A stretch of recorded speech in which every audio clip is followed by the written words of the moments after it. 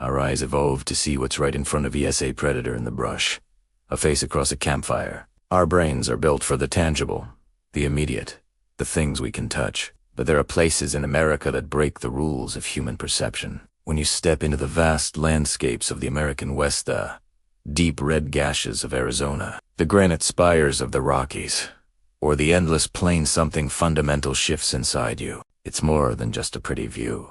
It's a psychological disruption. It is a feeling philosophers called the sublime. A greatness so immense it is beyond our ability to measure or comprehend. In the United States, geography isn't just a backdrop. It's a character that actively reshapes the observer. This is the story of what happens when the scale of the world outgrows the scale of the mind. To understand height, we must first understand flatness. Our journey begins on the Great Plains of Nebraska and the Dakotas. Here, the world strips away its features. There are no mountains to anchor your gaze, no forests to hide the distance. There is only the line of razor edge, separating an ocean of grass from an ocean of sky. Psychologically, this landscape creates a paradox. Standing in a wheat field, miles from anywhere, your brain desperately searches for a boundary that doesn't exist. In a city, our vision is cluttered and our focus is short. But on the plains, our focal depth becomes infinite. The sky dominates your view, creating a strange sensation of being perfectly centered. No matter how far you walk, the horizon stays the same distance away.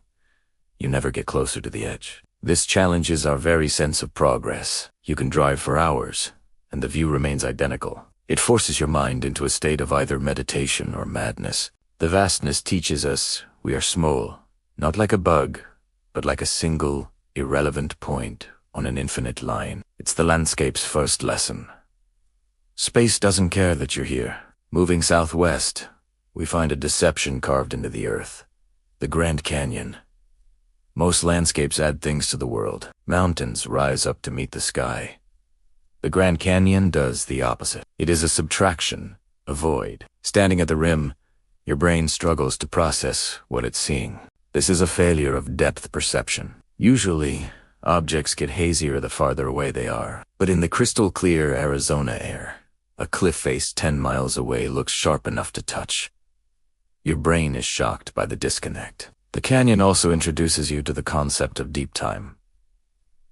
Looking down into the inner gorge, you're not just seeing rock. You're seeing nearly 2 billion years of history. The Colorado River, a silent silver ribbon a mile below, adds to the profound quiet. This immensity can trigger what the French call il y appel de bida, the call of the void. It's not a desire to jump, but a dizzying recognition of your own fragility against the scale of geology. The canyon is the sublime in its most terrifying form, a hole in the world so large it swallows the very idea of civilization. Human history isn't even a second on this geological clock.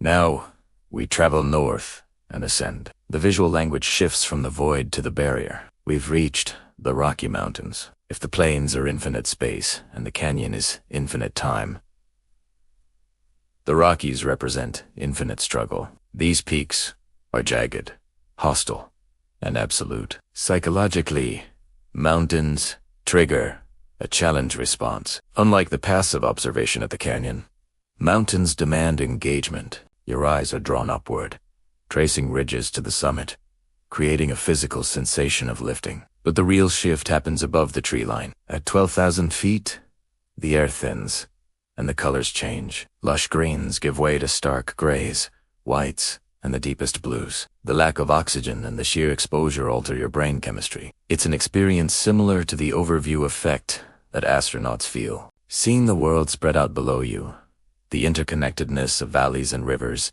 shrinks your ego. Your personal problem stacks as emails. Relationships simply evaporate. The environment is too physically demanding to allow them space. The mountains clarify your perception by stripping away everything non-essential. Up here, you are not your job title. You are a biological creature, trying to stay warm and upright. From the cold peaks, we descend to the lowest point in North America, Death Valley. Here, perception is assaulted by heat. The landscape is alien salt flats, painted hills, shifting dunes.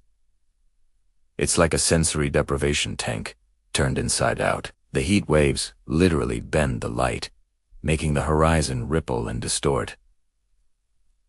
The silence here is different. It's one of the quietest places on Earth. This lack of sound can cause the brain to fill the vacuum, to hallucinate a faint hum or whisper. The vastness is hostile. The Badwater Basin, a blinding white expanse of salt, completely destroys your depth perception. A person walking a mile away is just a speck on a sheet of paper. There's no middle ground to give you a sense of scale. The extreme isolation forces a confrontation with yourself. With no external distractions, you are left alone with your own thoughts, magnified by the immense silence of the desert. Our journey concludes where the continent ends, the rugged Pacific coast. This is the final boundary. Behind us is the solid land we have traversed. Before us is the churning, infinite Pacific Ocean. The perception here is rhythmic. Unlike the static silence of the other landscapes, the coast is defined by constant motion. The sound of waves crashing creates a form of white noise that can synchronize with our brainwaves, inducing a calm, trance-like state.